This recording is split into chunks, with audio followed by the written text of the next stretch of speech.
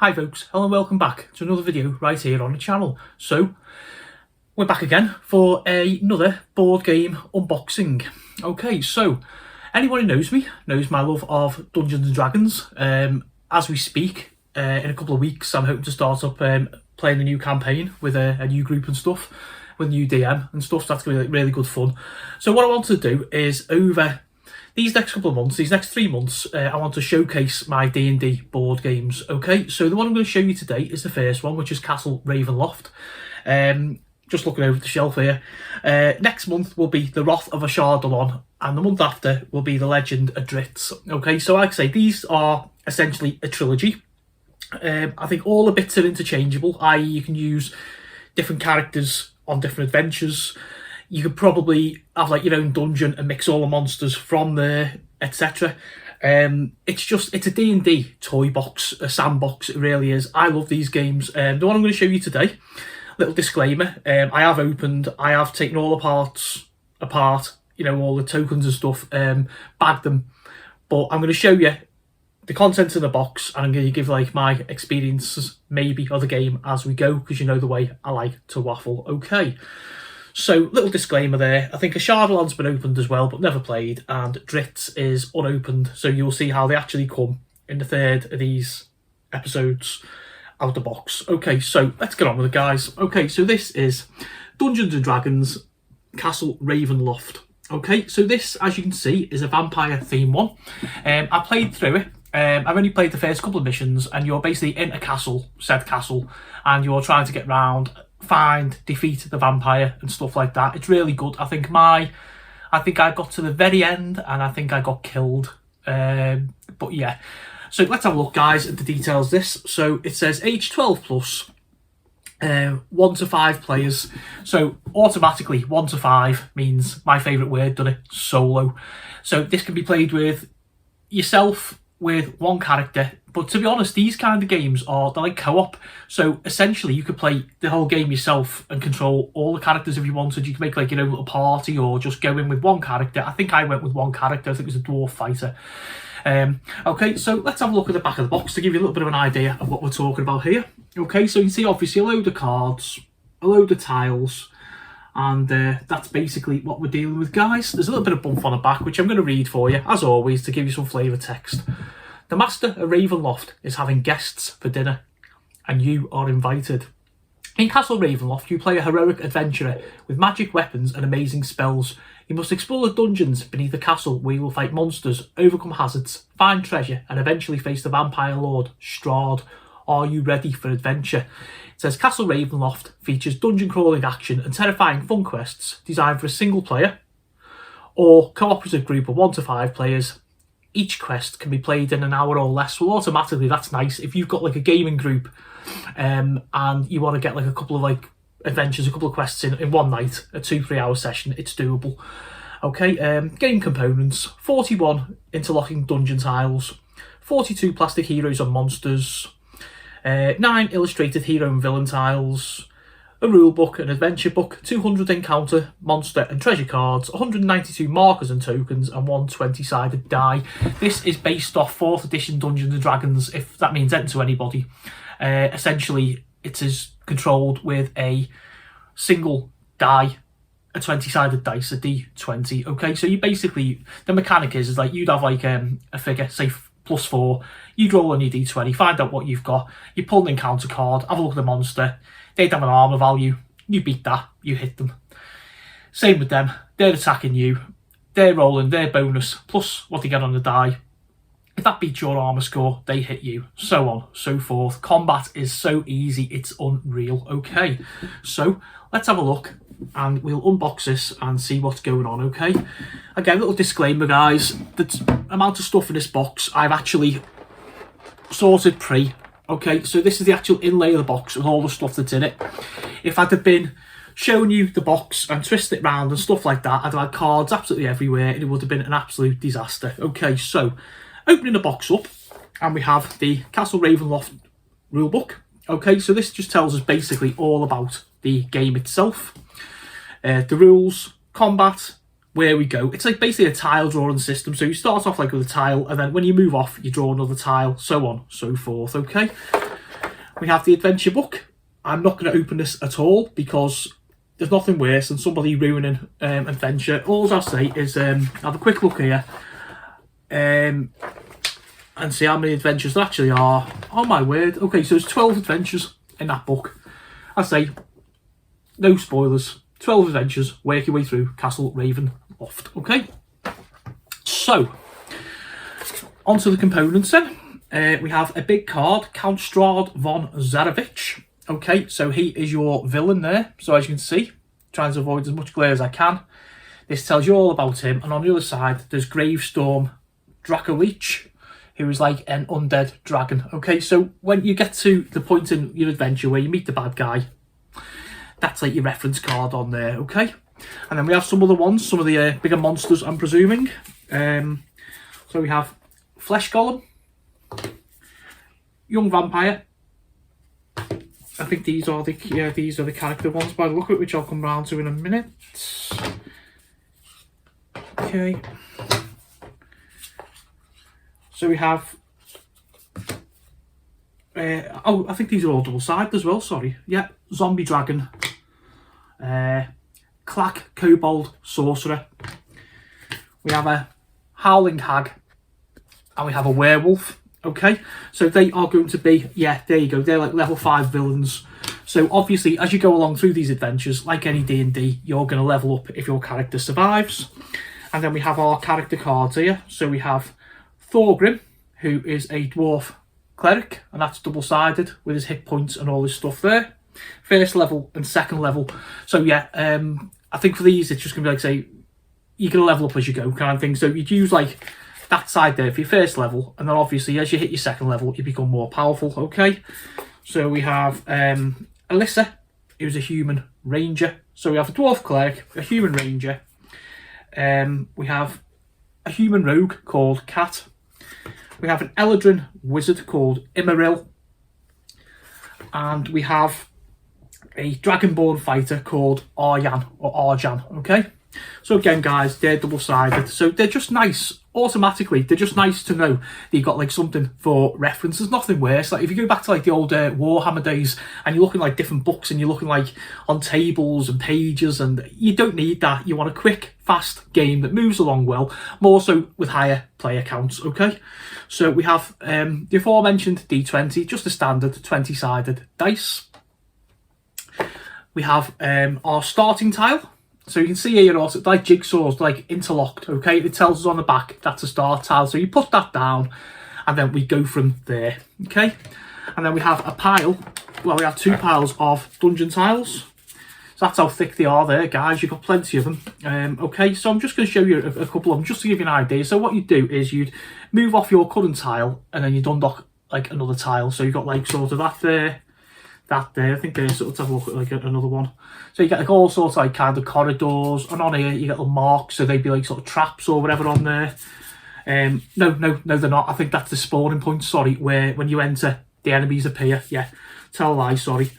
So yeah, there's not much different there, you know, they're just all much of muchness. So you start, if you start on tile, you move forward, you explore more tiles, more baddies appear, so on, so forth, work your way through dungeon, okay? So there's another pile of those. So as I say, I mean, automatically you see how many we've got, you know, there's a heap load. So chances are each like adventure is going to be different. The scenarios in the adventure book will tell you what tiles to use and what not to. So you're not going to kind of end up like with a crypt tile if you're exploring a different part of the dungeon, do you know what I mean? Okay. We have a massive bag of tokens. As you can see, there's all sorts in here, like hit points and different cards. There's one there for like a fire trap and things like that. I'm very weary, guys, when I do these because I don't want to actually show you the contents of them, as in the secrets, you know what I mean? I just want to give you like a little taste so you can go along, and if you fancy it, you maybe have a look at somebody else's YouTube video and might go more in depth or something like that. These are basic unboxings, sharing my board game collection and passion with you guys. Okay, now we have 2 big piles of cards. So like in these you get like treasure cards, okay? So for example here, I'll just show you one, a wand of transportation, okay? So what you do is if you defeated a monster or whatever, you get the treasure, you turn that over and that'll be yours. Treasure, what have we got in here? we have encounters. So as soon as you go into like a new area, you're gonna have an encounter. So the encounter cards look like that.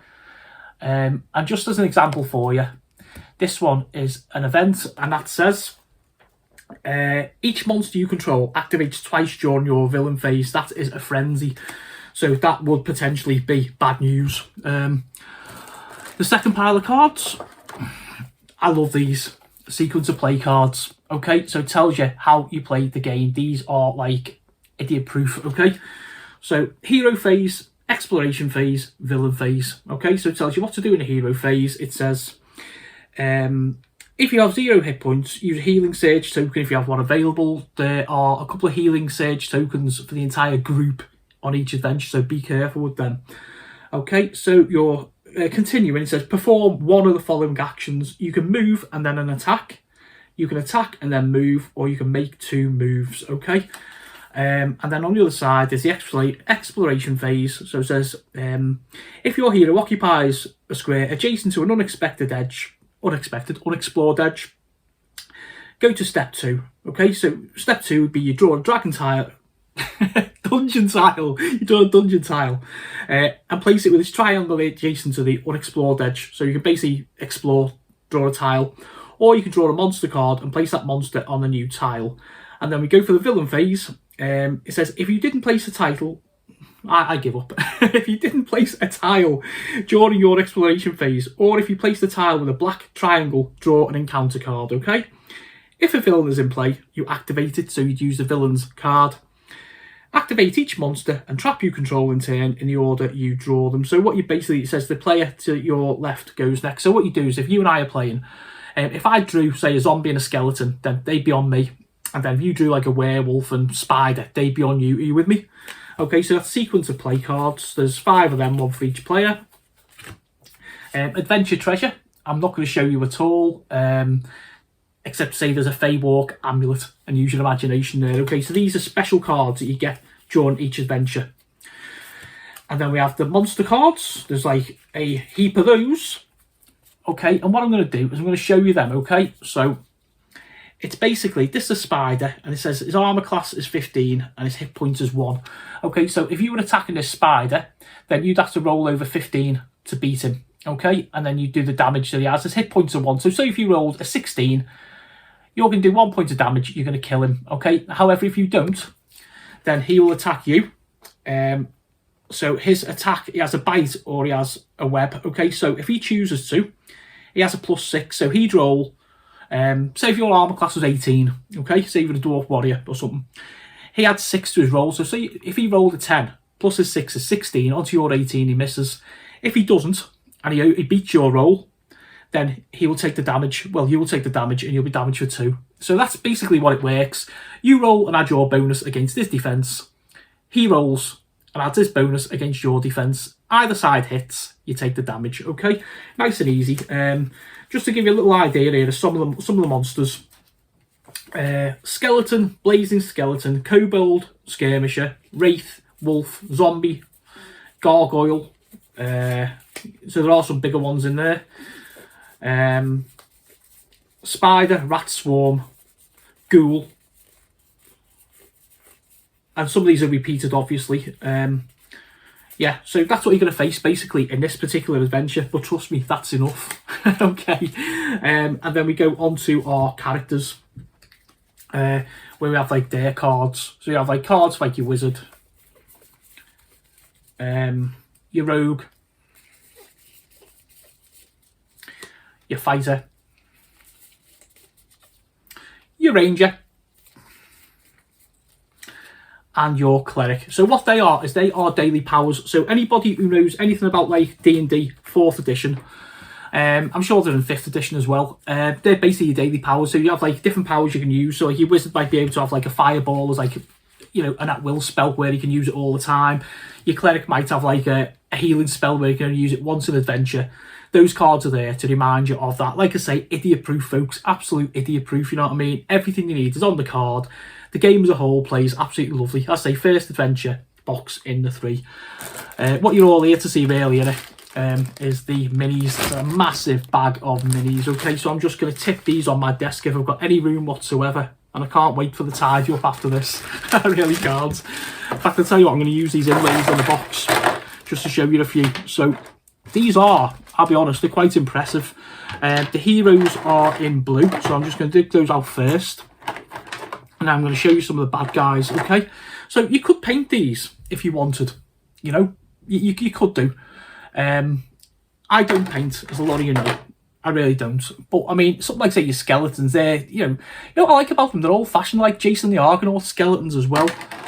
Where are we? I think that is that a ghoul? There. It's another ghoul.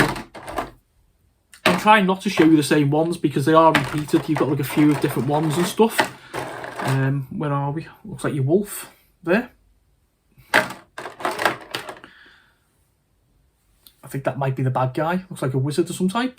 Well, he's not a wizard this way. He's a vampire, isn't he? And then you've got some lovely ones here. These are like the sort of crystal clear ones. And you know what I like about these as well is if you do play D&D, it's quite easy to actually just pull these out and just put them into your game, you know? If you are using like minis, if you're the kind of dungeon master or the kind of group that likes all your minis, you're like a visual player, you know? Then hey, why not? You knock yourself out. I say between these 3 boxes, you know, you're gonna have like an awful lot of minis to be able to play with and control. So I can hear some people now, and I know they are like your Justins and your Glens, Hugh, people like that who are regular viewers to the channel, who are absolutely like D&D mad. Like, you know, they must be really, really happy to sort of see a box like this. There we go. This isn't all the figures, guys. In a minute, I'm going to show you some of the big ones, some of the big bads. These are like your minions. It's like a little spider swarm there. I think that's all of those there. As I say, they are like repeats, guys. And then we go for the heroes, which are, again, quite nice poses. Okay. 1. There's 2. 3. 4. And your last one. 5. Okay, so you have 5 heroes. And as I say, going back to a point I made earlier, the heroes can actually be interused. So you could use like your dwarf fighter in the Legend of Dritz, a character from Dritz in a Chardalon, all totally interchangeable, all of it. Like I say, a D&D toolbox. These cost me about $49.99 each. So you're looking about £150 for this whole set, which if you get involved in some of the D&D stuff, you know how pricey even some of the books can be. And here's the big one, guys. These are amazing. These are nice things. I've totally ran out of table space here. Okay, so these are the gargoyles. I think there's 3 of them. There you go. So they're like your big gargoyles there. I mean, they're nice, aren't they? See like the wings on them and stuff like that. They're identical poses. One in there, and another one. We have this guy who looks rather nasty. You know, as a comparison to, like, there's your hero, there's like your bad guy. Got this guy here. I think he's like the undead. Oh, well, obviously they're all undead, but he's like one of the undead minions there. And here's the big bad, the undead dragon. I'm going to spin him for you, to be fair. Because he'd be easy to paint, to be honest, with all the bones and stuff on him. But like I say, non-painted here, guys. There he is. And again, as a size comparison for when your hero meets him, there you go, okay? So that was... Oh, no, I forgot the rule book, didn't I? I was about to say, that was Castle Ravenloft. Okay, so I'm going to show you the rule book quickly. Okay, so your standard fare, I presume. Yeah, so you get an introduction and a game overview, which I'm hoping I've given you a little bit of an idea with. And then shows us how we set up the game, okay? And the tiles and stuff.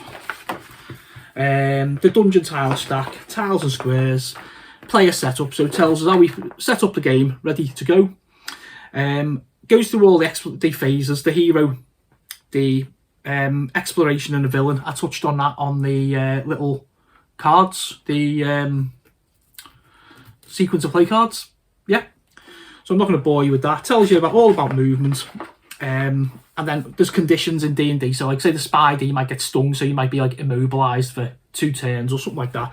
Tells you all about that. Tells you all about combat, damage, healing surges. It tells you how you run the monster deck, the encounter deck and the treasure deck. and tells you about experience points and rules for later adventures and how you choose your power cards. So there's like an awful lot to show you there, guys. It's pretty much basic D&D fare. But, you know, overall impressive. Like I say, my initial impressions of this game when I did play it were really good, really smooth, really playable. Kind of game you can bring your mate who fancies D&D but's never played and just turn around and say, throw that dice. You know, you've got 18, add 2. You know, it's nice and easy. It really is. So I'm hoping, guys, that I'll give you a little bit of a taste of the D&D board games here. Like I say, next month we're going to go on to The Wrath of Ashardalon, and I'll show you the contents of that and explain a little bit more about it, okay? All that's left to be said, guys, is the YouTube stuff. If you fell across me via a search or by hopefully word of mouth, social media, etc., you like what you see.